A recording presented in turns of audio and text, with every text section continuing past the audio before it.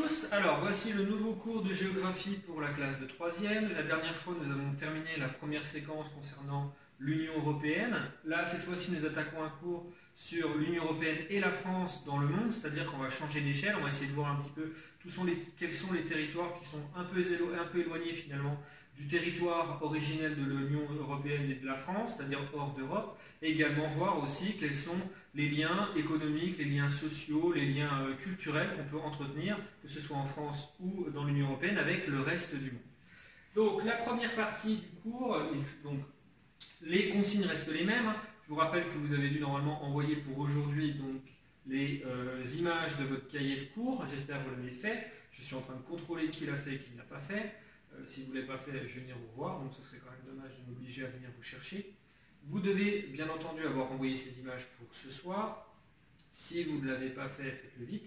Ensuite, comme pour cette première séquence sur l'Union Européenne, cette fois-ci on refera la même chose, c'est-à-dire que vous m'enverrez vos images de l'exercice qu'à la fin de la période, c'est-à-dire à la fin de la deuxième séquence. Pas la peine de me renvoyer régulièrement, ça fait trop finalement d'envoi pour tout le monde, autant l'envoyer en une fois. Prenez juste bien les corrections, faites bien vos exercices et puis surtout, prenez bien les apports de cours que je donne dans les vidéos en plus dans votre cahier, c'est suffisant, je ne vous en demande pas plus. À la fin de la semaine, je vous remettrai un QCM, j'aurai l'occasion d'y revenir parce que j'ai remarqué qu'il y a un certain nombre qui avaient essayé de trouver des petites astuces pour tricher, mais bon, je vais revenir sur ce sujet. En attendant, conservez les mêmes consignes, conservez les mêmes habitudes de travail, pas la peine de tout changer vu qu'on change de séquence. Alors, toujours une vidéo en deux parties, la correction des exercices et le cours en premier, et ensuite le travail à faire pour la semaine prochaine. Alors, vous deviez normalement télécharger donc, votre diaporama sur l'espace de travail de la classe. C'est toujours dans l'espace de travail, il n'y a pas de problème. Il faut bien sûr reprendre les dates de publication, parce que sinon c'est noyé dans toutes les publications depuis le début de l'année. Je sais qu'il y en a encore qui ont des soucis avec ça. Donc, faites bien le tri pour retrouver les documents. Ici, vous aviez donc la première image qui était le titre qu'il fallait recopier dans le cahier, donc la séquence de géographie, la France et l'Europe dans le monde, la problématique, quelle est la place de la France et de l'Union Européenne dans le monde. Là, il n'y a rien qui change, il n'y a rien de difficile. Et ensuite, vous aviez une première séance qui commençait directement, c'est-à-dire sans introduction. Je vous demandais tout de suite de commencer la première séance qui traitait de l'Airbus, donc un avion l'Airbus qui est une entreprise aéronautique européenne et qui va donc nous montrer un peu quelle est l'importance de certains secteurs économiques dans le monde. Et ici, c'est vraiment assez flagrant. Alors, vous aviez plusieurs choses à faire, déjà avec plusieurs documents. Moi, j'ai pas remis les documents les uns après les autres. Normalement, dans le cahier, vous avez dû suivre ce qu'il y avait dans le diaporama, noter tous vos documents au stylo et vos exercices au stylo et faire vos réponses au plan de papier. Je passe directement aux réponses. Et je remettrai les documents au fur et à mesure qu'on en aura besoin.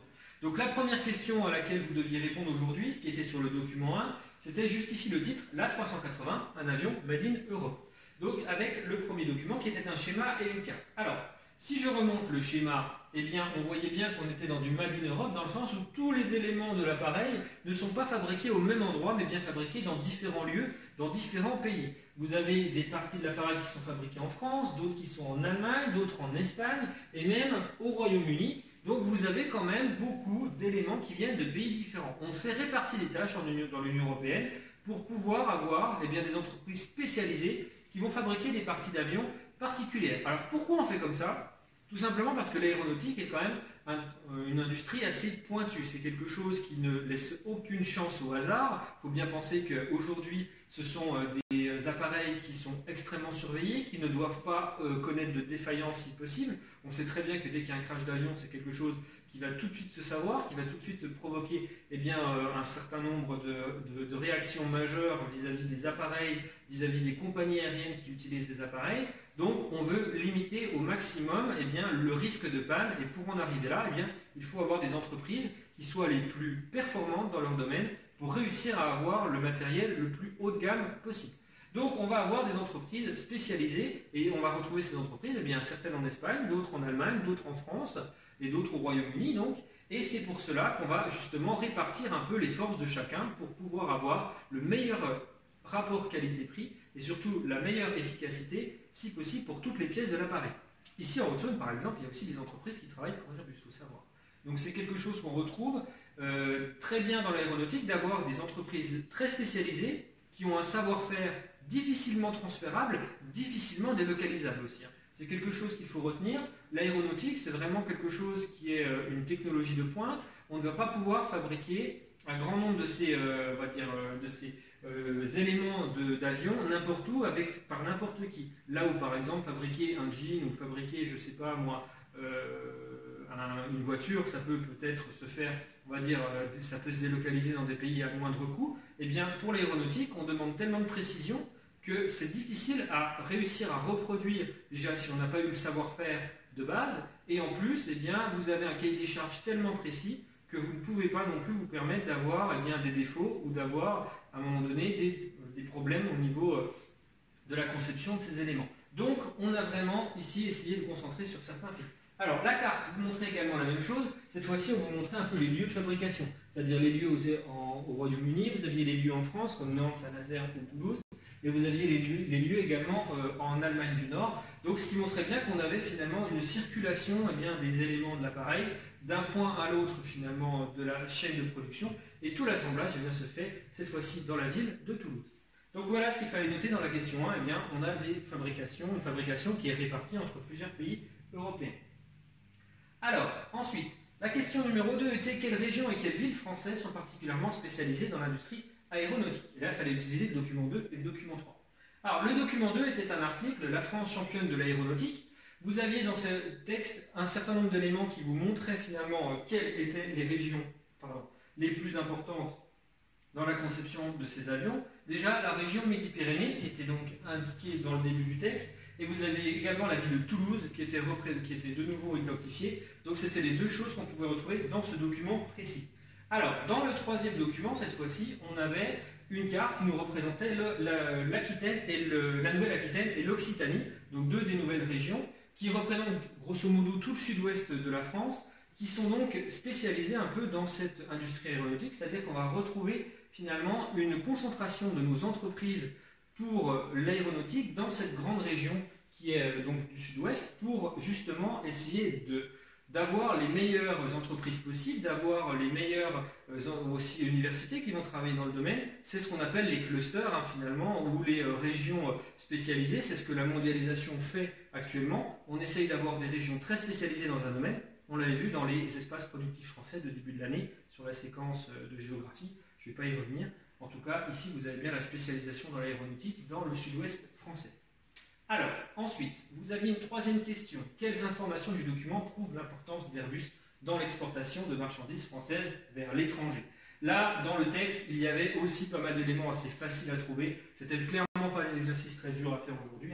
Vous aviez ici, par exemple, indiqué qu'il y avait 29 226 avions qui devraient normalement être à produire d'ici les prochaines années et que la majorité devrait être du coup fabriquée par Airbus. Il faut savoir qu'Airbus est un des constructeurs majeurs dans l'aviation civile aujourd'hui, donc forcément ils vont récupérer une bonne partie de ces avions à fabriquer. Également, vous aviez l'information comme quoi cela emploie notamment 70 000 personnes, donc c'est vraiment un secteur qui emploie beaucoup, beaucoup de monde. Donc ça aussi c'est un moteur finalement économique important, c'est une industrie qui a un impact important sur beaucoup de gens. Et pour terminer, vous aviez toute la fin de la phrase, la région contribue à elle seule à 10,5% du commerce extérieur français. Donc ça c'est quelque chose d'assez important, ça montre que non seulement ça emploie du monde, non seulement on va fabriquer un certain nombre d'avions, mais ces avions ils ont une plus-value très importante, c'est-à-dire que c'est des commandes qui vont rapporter beaucoup, beaucoup d'argent. Comme ce sont des entreprises très spécialisées qui fabriquent des produits très techniques, eh bien ça coûte très cher, donc ça rapporte aussi beaucoup d'argent.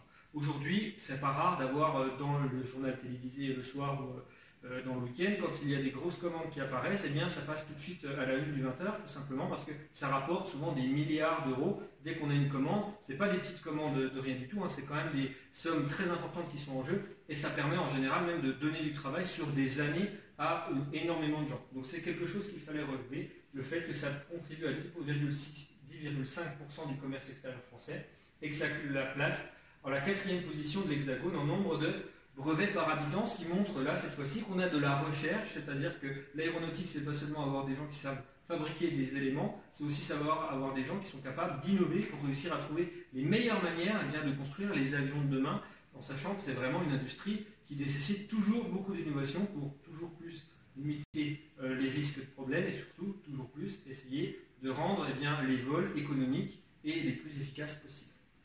Voilà un petit peu tout ce que vous aviez à faire pour aujourd'hui. Alors, pour la prochaine fois, vous devez continuer la séance 1 en faisant donc les exercices des diapositives 5, 6 et 7. D'accord? Donc, ces 3 diapositives, il y a des exercices dessus. Donc, vous me faites bien les exercices, d'accord? Toujours dans le cahier, pas de problème. Et puis, on mettra donc cette correction dans la prochaine vidéo que je publierai, cette fois-ci, le mardi 7. Donc, d'ici là, faites bien vos exercices et puis essayez de vous reposer quand même ce week-end.